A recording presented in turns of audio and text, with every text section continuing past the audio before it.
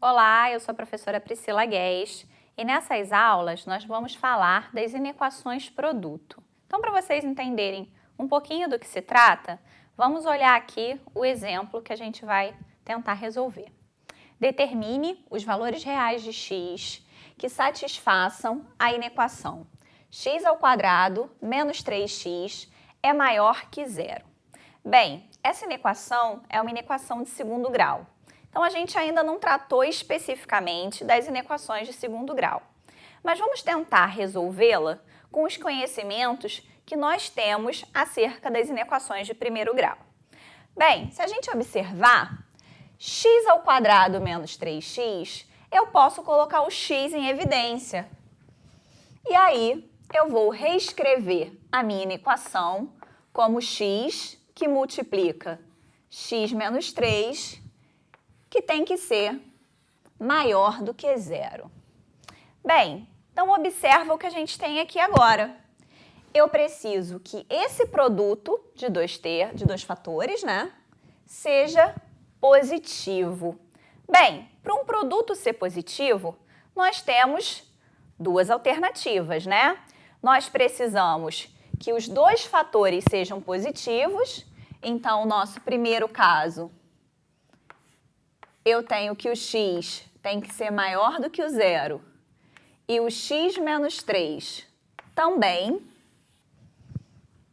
E o segundo caso é ambos serem negativos, já que o produto de dois números negativos resulta num valor positivo. Então, meu segundo caso é x ser menor do que zero e x menos 3 menor do que zero. Bem, eu posso resolver essa inequação pensando dessa forma. Então, se eu olhar o nosso primeiro caso, x maior do que zero, e se o x menos 3 é maior do que zero, significa que o x tem que ser maior do que 3. Bem, se o x tem que atender a essas duas condições, ser maior do que zero e ser maior do que 3, basta que ele seja maior do que 3, né? Então, isso implica que toda vez que o x for maior do que 3, cada um dos fatores é positivo, consequentemente, o produto entre eles também vai ser positivo. No nosso segundo caso, nós precisamos que o x seja menor do que zero e o x menos 3 seja menor do que zero, ou seja, que o x tenha que ser menor do que 3. Bem, se o x tem que ser menor do que zero e menor do que 3, basta que ele seja menor do que zero, correto? Então, nós temos que toda vez que o x for menor do que zero, cada um dos fatores será negativo e o produto deles vai ser positivo. Então, a gente consegue chegar que a solução da inequação vai ser a união de dois intervalos, né? O intervalo menos infinito, zero, aberto, união com o intervalo aberto em 3, mais infinito. Bem, isso aqui é uma forma da gente pensar, mas a gente poderia ainda fazer de outra maneira. Na aula passada, nós falamos muito do estudo dos sinais de funções afim, correto? E foi exatamente para nos ajudar a resolver inequações como essa. Então, se eu tenho aqui uma inequação que está representada por um produto, eu posso considerar que cada um desses fatores é uma função.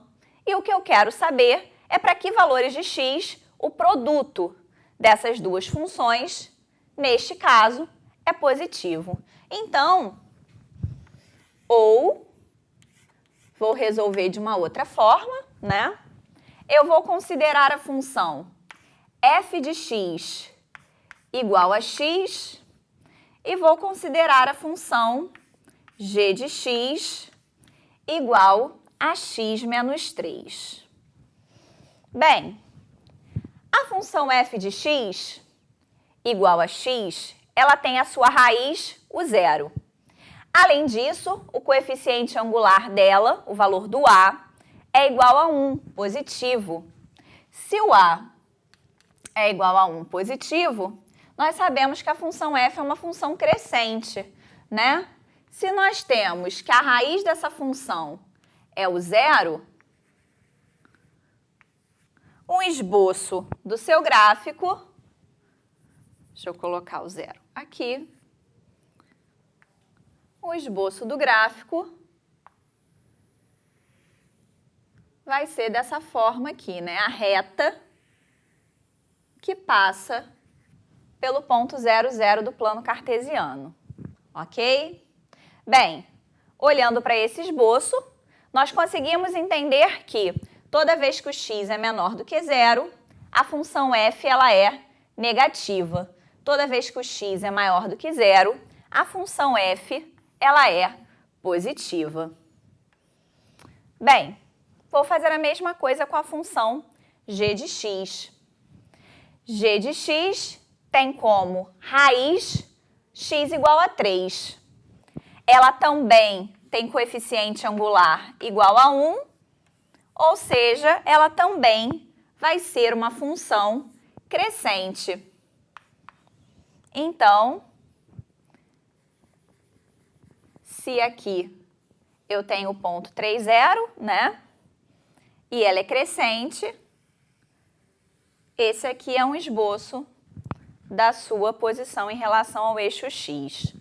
Então, com o esboço, fica claro que toda vez que o x for maior do que 3, a função g é uma função positiva.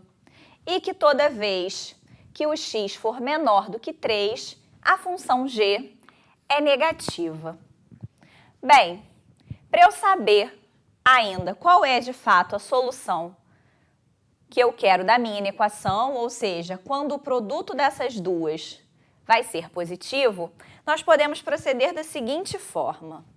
Nós vamos construir uma espécie de tabela fazendo o estudo de sinal da função f, da função g e vendo o que acontece com o sinal da função produto f vezes g. Então, eu vou construir aqui 3 retas que representam o eixo x.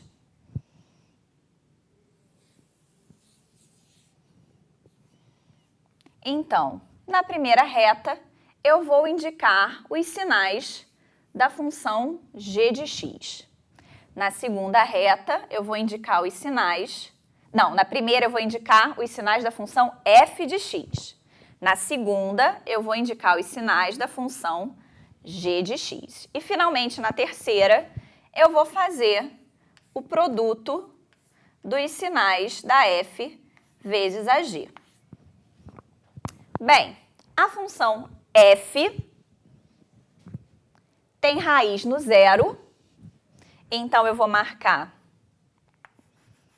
aqui o zero, né? Como, para indicar que ela é a raiz, que ela zera a função f, eu vou colocar um zero aqui acima da minha reta. Bem, quando x é maior do que zero, ela é positiva, então eu vou indicar colocando os sinais de mais. E que quando x é menor do que zero, a função f é negativa, então eu vou indicar colocando os sinais de menos aqui à esquerda do zero. A função g tem como raiz o 3. Então, para eu marcar o 3 aqui na reta, eu vou considerar que traçando essa linha aqui, ó, aqui é o zero, também na reta que representa os sinais da g de x. Então, o 3 tem que estar à sua direita. Então, vou considerar aqui x igual a 3, que é a raiz da função g, então eu vou indicar colocando um zerinho aqui sobre o 3. Toda vez que o x for maior do que 3, a função g é positiva. Então, eu vou indicar com os sinais, os símbolos de mais. Quando o x é menor do que 3, a função g ela é negativa. Então, eu vou indicar aqui com os sinais de menos. Bem, vou manter aqui o tracejado do 3 também.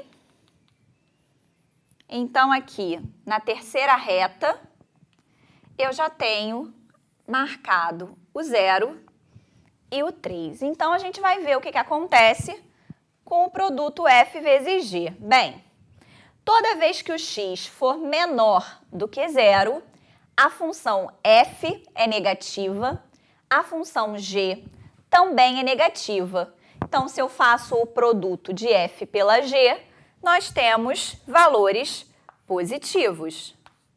Ou seja, f vezes g é positiva quando x é menor do que 0. Quando x é igual a 0, a função f é 0, a função g é negativa, então se eu multiplico 0 por um número negativo, eu vou obter o 0. Então, quando x é igual a 0, o produto de f e g também é 0. Se x é um número que pertence ao intervalo 0, 3, a f é uma função positiva nesse intervalo, a g é uma função negativa, então o produto delas vai ser negativo neste intervalo. Quando x é igual a 3, a função f é positiva, a função g é igual a 0, então f vezes g também vai dar 0. Vou indicar aqui colocando um 0. E, finalmente, se o x for maior do que 3, a função f é positiva e a g também. Então, o produto de f por g também é positivo. Então, nós completamos aqui a última reta, ou seja, nós conseguimos obter o estudo do sinal do produto da f de x pela g de x. Aqui nós sabemos que suas raízes são 0 e 3, que ela é positiva toda vez que o x é menor do que 0 e o x é maior do que 3, e que ela é negativa se o x pertence ao intervalo 0, 3. Bem, isso aqui vai nos ajudar a responder a pergunta inicial, né? Os valores reais de x que satisfaçam x² menos 3x maior que 0. Uma vez que x² menos 3x é o x vezes x menos 3, aqui representado por f de x vezes g de x, a solução, nós teremos aqui todos os valores menores que 0, incluindo não, é estritamente maior do que 0, então o 0 não é uma solução. Então, eu vou representar aqui com a bolinha aberta sobre a reta, né? E a mesma coisa aqui, são os valores de x maiores que 3, mas o 3 não pertence ao intervalo, porque quando x é igual a 3, o produto é 0. E nós queremos apenas os valores de x que façam com que o produto seja positivo. Então, a solução, o intervalo menos infinito, 0, aberto em 0, união 3 mais infinito, aberto também no 3, né? Repara que foi exatamente a mesma solução que eu achei quando eu fiz da primeira maneira, ok? Então, aqui, nessa segunda forma, o estudo dos sinais das funções afim nos ajudam a encontrar o sinal desse produto, né? Estudar os sinais desse produto e, assim, a resolver aquela inequação produto. E a gente encerra aqui essa aula.